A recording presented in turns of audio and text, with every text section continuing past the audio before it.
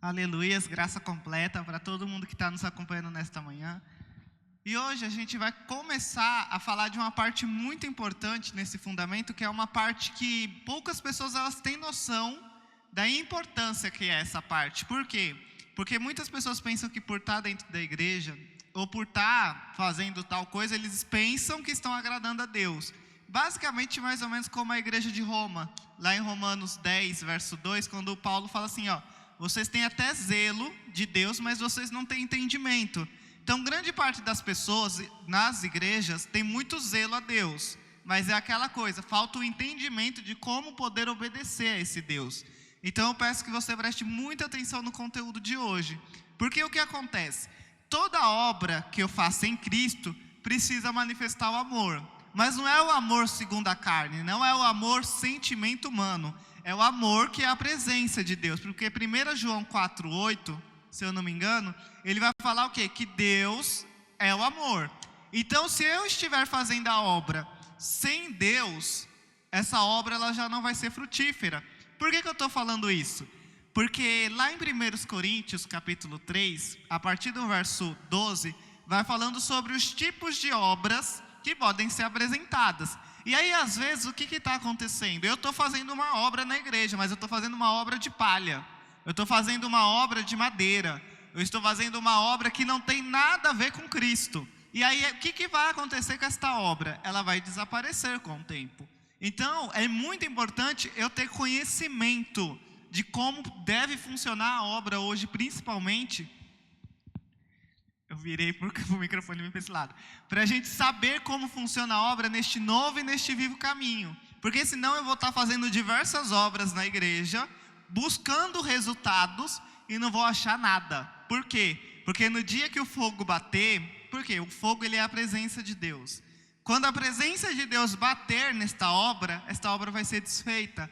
Lá em Hebreus capítulo 12, verso 27, ele fala que o que Deus ele faz principalmente é fazer as coisas que se abalam caírem. Então toda obra que eu fizer fora deste fundamento, a princípio ela vai ser desfeita, ela vai ser abalada. E lá em 1 Coríntios capítulo 13, verso 4, vai falar um dos parâmetros de como que tem que ser minha obra. 1 Coríntios 13, 4. O amor é paciente. Então, o que acontece? Eu comecei a fazer a obra de Cristo, eu tenho que ter paciência. Eu não posso fazer a obra de Cristo com pressa. Com pressa de ver às vezes o fulano mudar, de ver as coisas darem certo segundo aquilo que Deus fala, ou ver segundo aquilo que eu estou vendo. Eu tenho que ter paciência. Se eu já não estou tendo paciência, você pode ter certeza, você já não está fazendo a obra de Cristo. Porque aquele que faz a obra de Cristo, o amor o acompanha, porque o amor é o próprio Cristo, não é o próprio Deus. Então, como que eu sei que eu estou fazendo uma obra no fundamento? Eu vou ter paciência. Paciência com você. Por que eu falo às vezes paciência com você? Porque às vezes você não vai conseguir fazer tudo o que você gostaria. Paulo ele fala assim, olha, não que eu já tenha alcançado o que eu gostaria, mas eu prossigo para o alvo. Então até em você mesmo vai ter ações que você não vai conseguir ainda realizar. Vamos dar um exemplo, talvez você é uma pessoa que gostaria de manifestar que fosse, o dom de cura, você achasse necessário, ou um outro talento, ou uma outra postura segundo a carne, você ainda não conseguiu, você tem que ter paciência. Muitas das coisas que a gente não consegue ainda, é porque há uma necessidade disso ser formado em nós. Paulo ele fala assim, lá em 1 Coríntios 14, eu não sei exatamente o versículo, mas é lá um dos últimos, é depois do 15. Ele fala assim, olha, eu dou graças a Deus porque eu oro muito mais do que todos vocês. Por que Paulo fala isso? Porque ele sabia que havia coisas dentro dele que precisaria ser formada, que precisaria ser trazida à existência. Então é muito importante você trabalhar nesse novo e nesse vivo caminho com paciência. Se você trabalhar apressado, você vai ser uma pessoa frustrada. Aí você vai falar, Lucas, mas eu tenho que ter paciência de quanto tempo? A gente não vai mais se preocupar com o tempo. Porque lá em Gálatas, capítulo 4, verso 11 ou verso 10, a palavra de Deus fala assim, olha, que a gente não pode se prender nem a dias, nem a meses e nem a anos. É 10 eu acho, isso. Então eu não posso estar guardando os meses, os tempos e os anos que eu estou fazendo a obra. Tem gente que pensa que isso é é uma justificativa no espiritual, né? Para falar assim, olha como que eu mereço. Eu estou há 10 anos na igreja, ou há 20 anos. O cristão do novo e do vivo caminho não pode se prender a essas datas. Por quê? Porque ele já chegou na eternidade, ele já chegou no infinito. Ele já chegou em um momento da história que a palavra de Deus fala em Hebreus, que é o sempiterno, que não tem nem começo, nem meio e nem fim. Então é muito importante a gente entender isso, porque muitas das vezes a gente pensa assim, eu estou 10 anos na igreja, cadê os resultados? Meu Deus, eu estou há 20 anos servindo a Deus, cadê aquilo? Se você está neste novo e neste vivo caminho, o tempo já foi desfeito. Você não está mais ansioso. A palavra de Deus fala em Filipenses capítulo 4, a partir do verso 6 ou 7, se eu não me engano, ele fala assim, cuidado para vocês não andarem ansiosos com coisa alguma. Por quê? Porque nós temos acesso, preocupados, isso aí mesmo. Eu não posso andar preocupado com alguma coisa. Se eu andar preocupado com alguma coisa, isso mostra que eu estou fora do fundamento. Então a preocupação não faz parte do fundamento. A igreja que anda ainda preocupada com o que está acontecendo, com o que pode acontecer, anda com esse sentimento de ansiedade, é a igreja que está fazendo uma obra de palha, mesmo sendo chamado para fazer a obra de Cristo. Então é importante entender, voltando lá para 1 Coríntios 13, verso 4, que aquele que estiver fazendo a obra no fundamento, a primeira característica é ser paciente. Você vai ser paciente e bondoso. Mas o que é ser bondoso nesse novo e nesse vivo caminho? Você vai fazer a obra com os valores mais preciosos que tem dentro de você. Isso é uma manifestação de bondade. Você distribuir o que você tem de mais zeloso, de mais importante do seu interior. Então assim, a palavra de Deus fala em Romanos 5, não sei exatamente o versículo, eu sei que é Romanos 5, bem no comecinho. Ele fala assim, olha, que Ele colocou o amor dEle no nosso coração. Então existe, esse sentimento de amor dEle dentro de nós. Então a gente tem como amar essa obra, a gente tem como gostar desta obra. Por quê? Porque não vai ser com os nossos sentimentos, não vai ser com aquilo que a gente gosta, com aquilo que a gente sente, é com aquilo que Ele colocou no nosso interior. Olha lá, ora, a esperança não nos deixa decepcionados. Gente, se a gente vivesse só essa parte aqui do versículo, a igreja já estava boa. Por quê? Porque a igreja anda decepcionada com coisas que não deram certo, com coisas que não estão funcionando, com o que está acontecendo na nossa vida pessoal. Tudo isso gera decepção e tira a paciência. Mas se a gente se relacionar, o que é se relacionar com essa esperança? É você se relacionar com a revelação de Cristo, com aquilo que Cristo está revelando, com aquilo que Cristo está falando.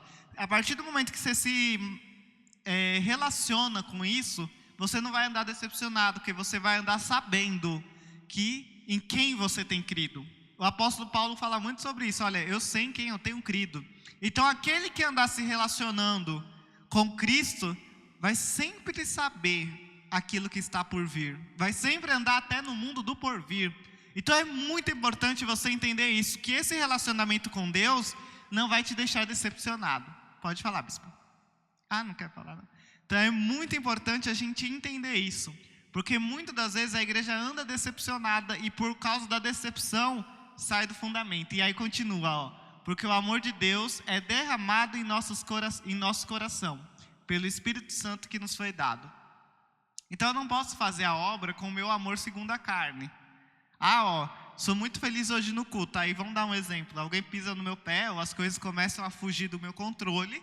Aí eu já vou trabalhar de forma diferente na igreja. Não, eu não posso trabalhar com os meus sentimentos dentro da igreja. Eu não estou fazendo a obra dirigido pelos meus sentimentos. Se a obra que eu estiver fazendo for dirigida pelos meus sentimentos, Romanos capítulo 8, a partir do verso 6, fala assim, olha, que todo aquele que é levado pela carne vai ser conduzido para a morte. Então se eu estou dentro de um ministério, mas eu estou fazendo a obra segundo... Não, é Romanos 8, 6. Toda obra que eu estou fazendo segundo a minha carne vai levar para a morte. Então é muito importante eu tomar cuidado. E gente, obra não se faz só dentro de igreja, ok?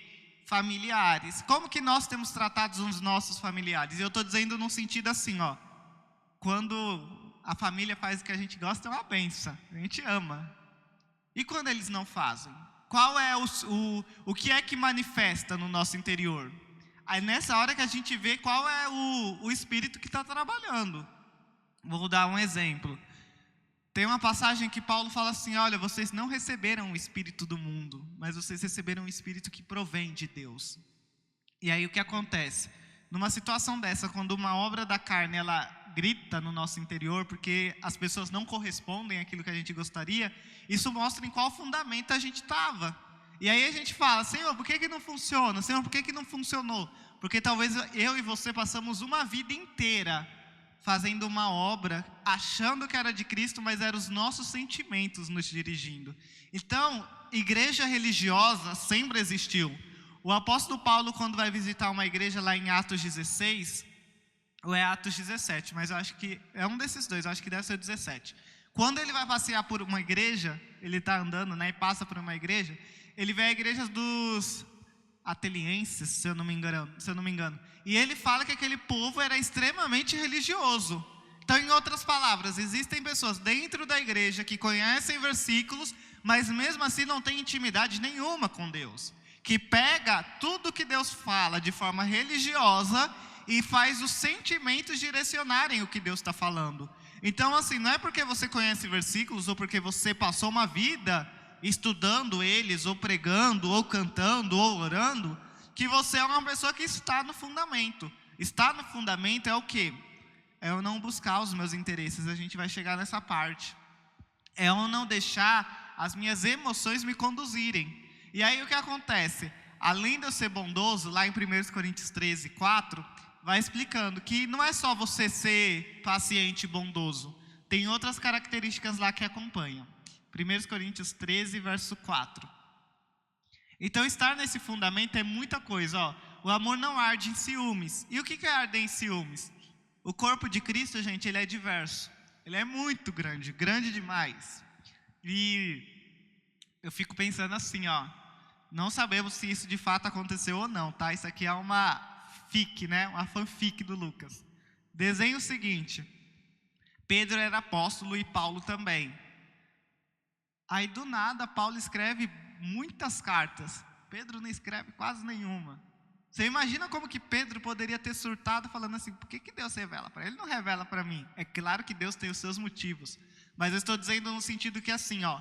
Muitas das vezes Deus vai dar um dom diferente para quem está do seu lado. Às vezes Deus vai dar um serviço diferente para quem está do seu lado. Ou melhor, mostrando como base bíblica, lá em 1 Coríntios 15, 10, o apóstolo Paulo fala: eu trabalhei mais do que todo mundo. Você imagina como que isso deveria ter gerado um sentimento de ciúmes entre os apóstolos, porque os apóstolos deveriam olhar e falar assim: nossa, por que Deus escolhe ele para trabalhar e eu não? Por que Deus escolhe ele para ter toda essa honra e eu não?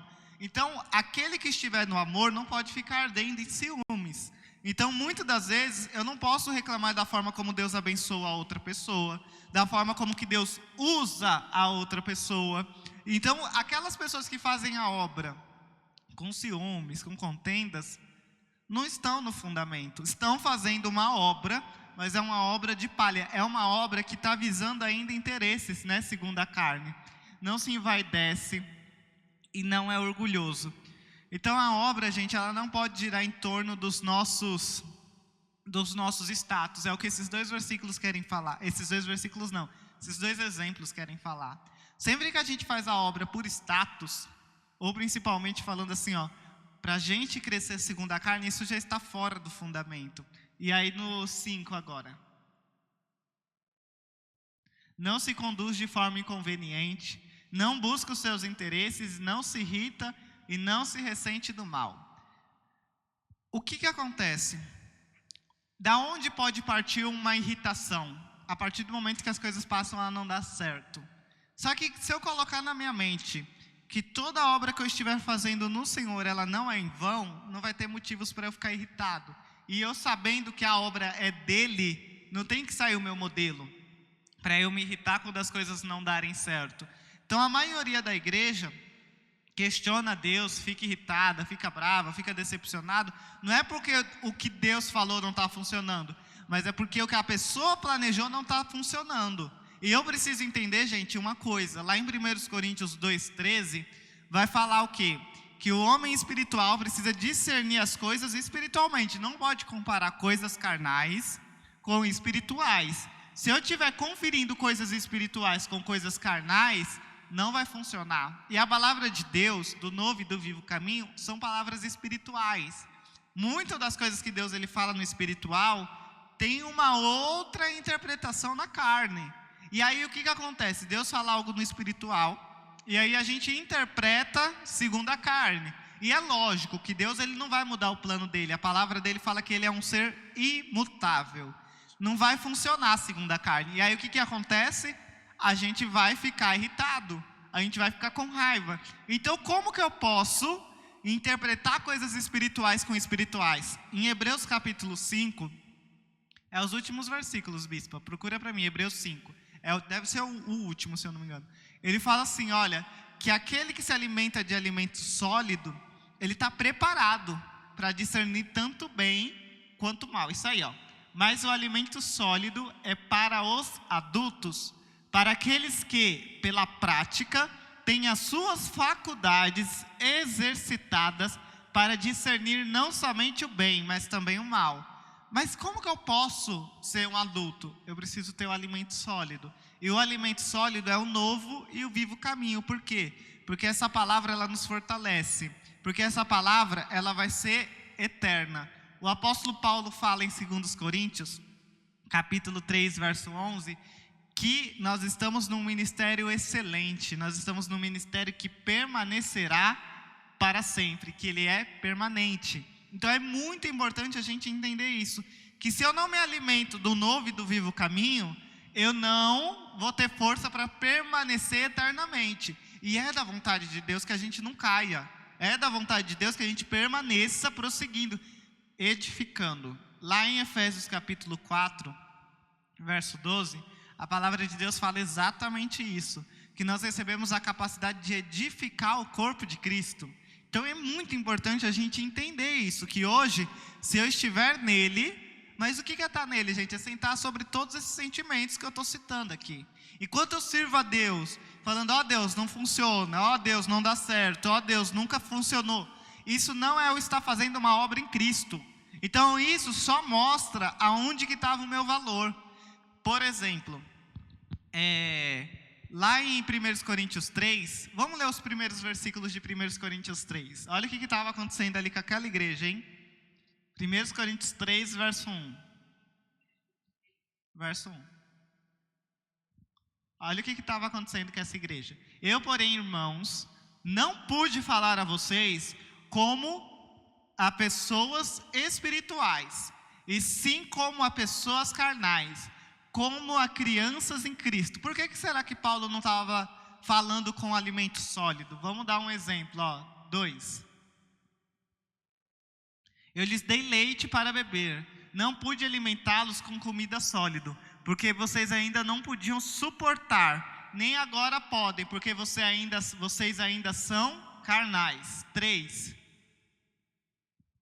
Porque se há ciúmes e brigas entre vocês, será que isso não mostra que são carnais e andam segundo os padrões humanos? O que acontece, gente? Esses versículos aqui, eles apresentam para a gente uma visão ainda segundo a carne. Só que tudo isso também pode acontecer comigo e com você para Deus. A gente começa a brigar com Deus, a discutir com Deus, a ter ciúmes do que Deus está fazendo com outras pessoas. Então eu não posso ser alguém carnal me relacionando com Deus. A linguagem não vai funcionar. Por quê? Porque o Senhor, Ele é o Espírito. Lá em 2 Coríntios capítulo 3, verso 17, está escrito, o Senhor é o Espírito. Você já imaginou alguém carnal falando com o Espírito? Não funciona. Primeiro, que você não vai conseguir interpretar o que o Espírito fala. Então, enquanto a gente brigar com o Senhor, enquanto a gente discutir com Ele, enquanto a gente não viver em paz com o Senhor, eu nunca vou estar entendendo o plano dEle. O Senhor, Ele fala que as palavras dEle são vivas e eficazes. Quando você entende o que a palavra dEle está falando, essa palavra ela vai te trazer vida. Hebreus capítulo 4, verso 12. Essa palavra, naturalmente, ela vai te trazer vida. Então, aquele que ainda está buscando os seus próprios interesses, ainda está vivendo em conformidade com as coisas do mundo e com os sentimentos que tem nele, jamais vai poder aproveitar essa palavra que é viva de verdade. Essa palavra, gente, ela é viva ao ponto de trazer fortalecimento em áreas que talvez a gente pensasse que nunca poderia ter. E talvez capacidades em coisas que a gente pensasse que nunca poderia fazer. Então, servir a Deus é um poder sobrenatural que se revela nos momentos de maior fraqueza. A palavra de Deus fala isso lá em 2 Coríntios 12, a partir do verso 7. Ele fala assim, olha, por isso que eu me alegro nas injúrias, eu me alegro nas perseguições. Você já imaginou se Paulo em todas as perseguições, a partir do 8 deve ser o 9. Ele fala assim, ó, calma aí, vai, coloca no 9, por favor. Não, 10. Isso aí, ó. Você já imaginou se todas as vezes que Paulo sentisse fraqueza, ou ele fosse insultado, ou ele fosse perseguido, ou ele tivesse angústia, ele fosse questionar a Deus tudo isso que ele está passando, porque ele é servo de Deus, porque ele é obediente a Deus, ele não reclamava. Ele fala que era importante tudo isso aparecer para quê? Para que a capacidade de Deus se manifestasse na vida dele. Então eu preciso e você precisa agradecer muito a Deus, porque Ele nos deu ferramentas infinitas. Ele nos deu ferramentas que são capazes de ultrapassar a sabedoria e o conhecimento humano. Então Paulo aqui está falando assim, olha, que o ser humano, esse é o limite do ser humano. Ele fica preso aqui. Você pode ir bem além disso daí. Mas para isso eu preciso deixar, Paulo fala, né, fazer morrer, Colossenses 3:5, a nossa natureza humana. Então todos os sentimentos que fazem parte da natureza humana precisam morrer. E eu preciso entender que a palavra de Deus ela é suficiente nela mesma, ao ponto que eu não vou precisar trocar ela por qualquer sonho. Às vezes o que mais pega dentro da igreja e o que mais decepciona a igreja é a não realização de sonhos. Gente, eu vou contar aqui para vocês rapidinho. Vocês sabem que eu não sou disso, né? Mas essa semana foi uma pessoa em casa e a pessoa falou assim, nossa, ela vai realizar um sonho. Ela vai fazer uma viagem top, vai fazer uma viagem das grandes, né? Uma pessoa que eu conheço. E aí na hora o Senhor me ministrou falando assim, nossa, você imagina, você lembra como que você era antigamente, quando as coisas não funcionavam, quando os sonhos não se realizavam? Meu, quando o Lucas bolava um plano, não é bem um plano, quando o Lucas queria um resultado, ou até mesmo queria fazer uma viagem e fugia do controle, ficava muito decepcionado. Não cobrava só a Deus não, eu cobrava a Deus, eu cobrava a minha mãe, e eu cobrava até os agregados que ficavam do lado.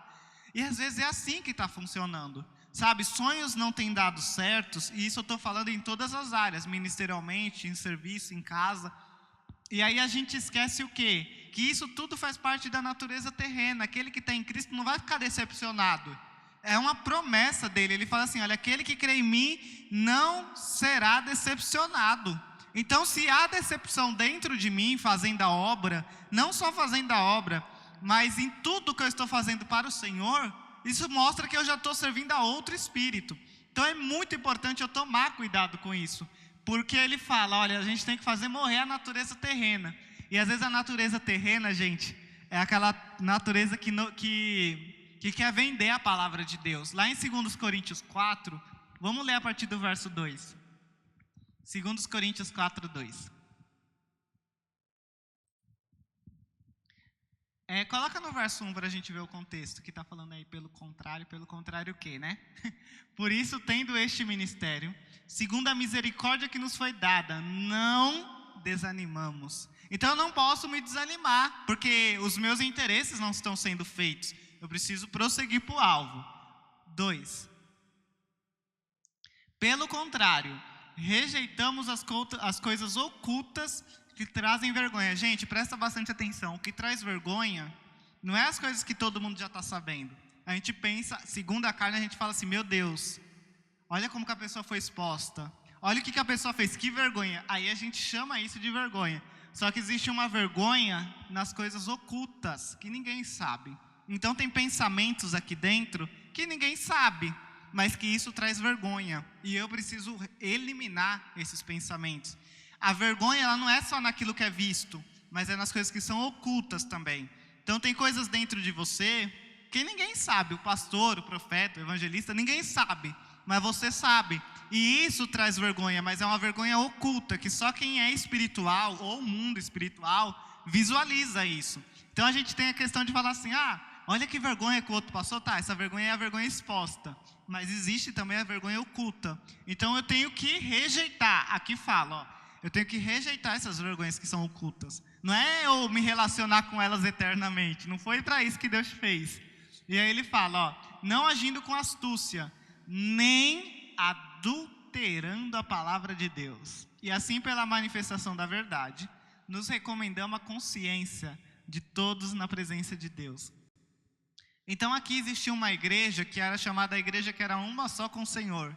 Mas mesmo assim essa igreja ainda abria brechas para adulterar a palavra.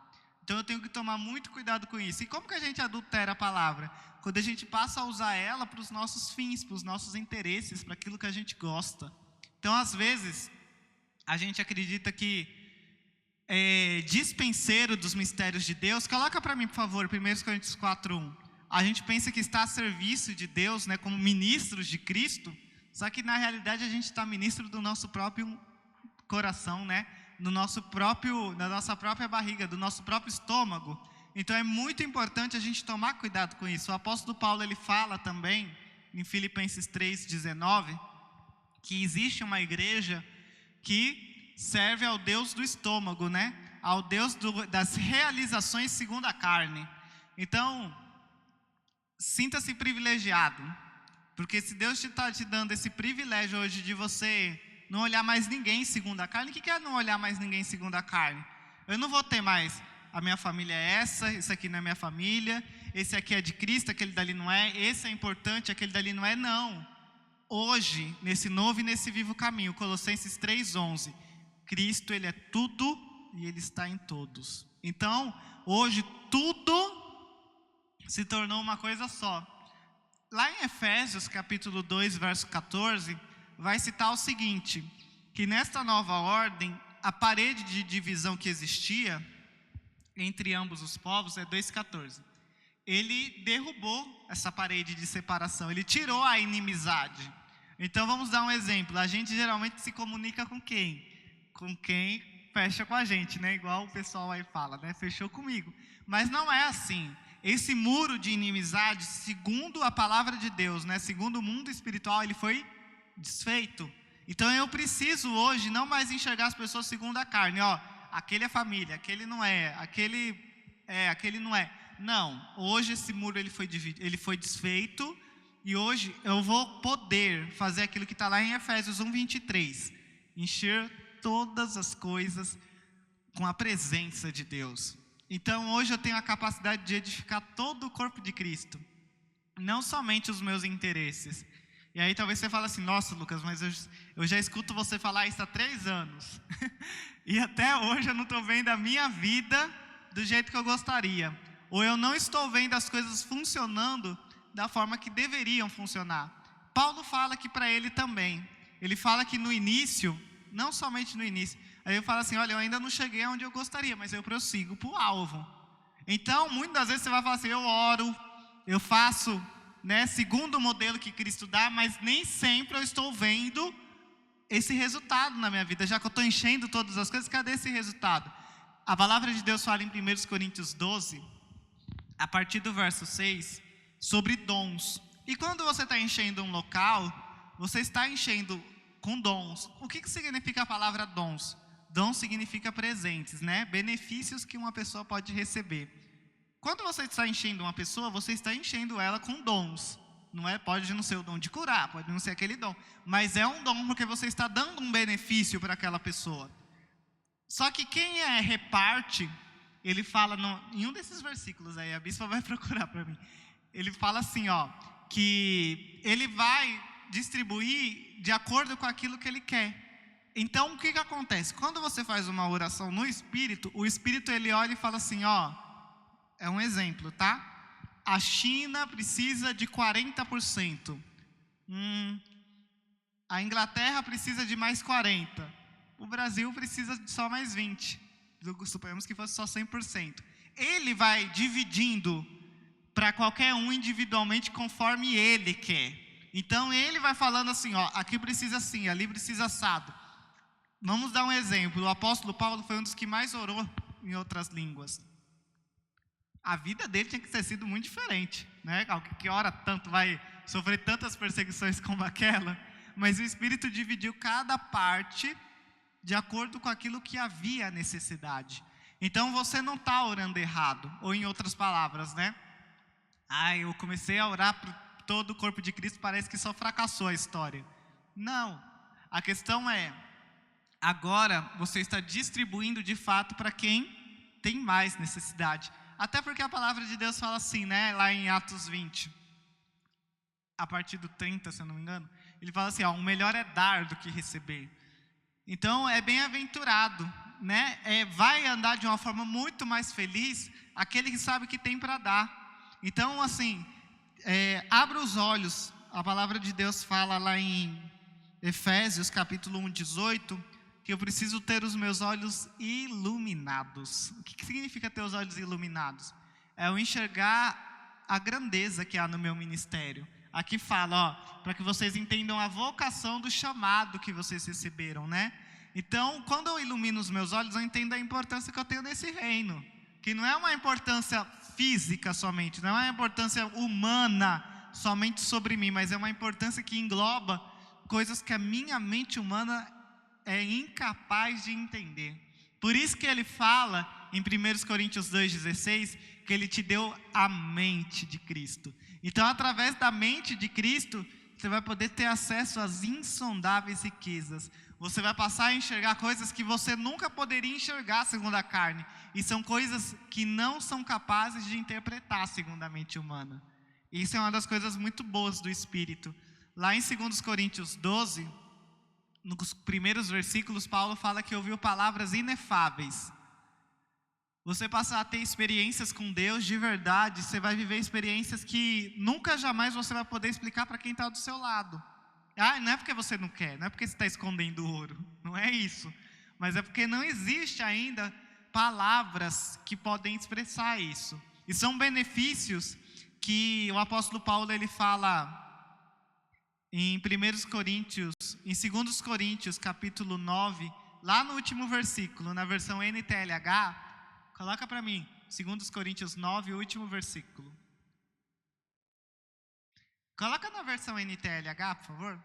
Olha o que ele fala aqui nessa versão, ó, mas tem que ser na versão NTLH. Ele só fala isso na versão NTLH. Aliás, né, fica mais fácil de entender, ó. Agradeçamos a Deus o presente que Ele nos dá, um presente que palavras não podem descrever. Olha que coisa maravilhosa, gente. Quando a gente se relaciona com Deus de verdade, a gente jamais vai querer largar Ele. Por quê? Porque a gente vai passar a ter acesso a presentes que nem vão poder chegar aqui na carne. Por quê? Porque não existe palavras para descrever Ele. Então que você reflita e entenda a grandiosa obra que você recebeu e uma recompensa que não tem nome, que não existe palavras para poder descrever, mas só vai poder viver esses presentes aqui que a gente está citando, que é um dom, né? Se eu estiver verdadeiramente no Senhor. Não é todo mundo que tem esses presentes. A maioria das igrejas aí quer ter presentes que palavras podem expressar. Mas o Senhor, Ele tem um presente muito maior para nos oferecer. Coisas assim que a nossa mente humana jamais nem imaginou que poderia existir. Então que você entenda isso e que você lembre constantemente. Agora é o último versículo, lá em Efésios capítulo 6, verso 12. A sua luta ela não é contra a carne e nem o sangue.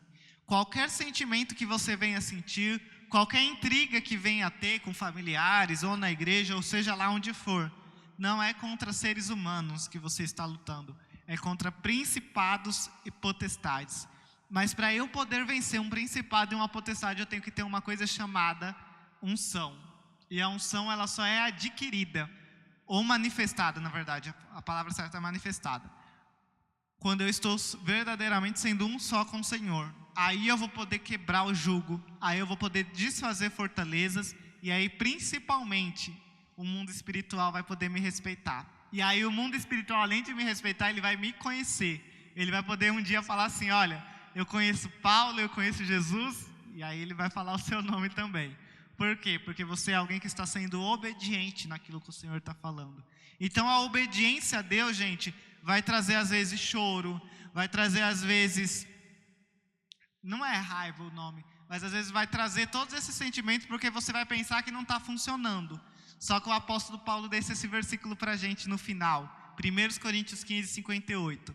O nosso serviço no Senhor jamais será em vão.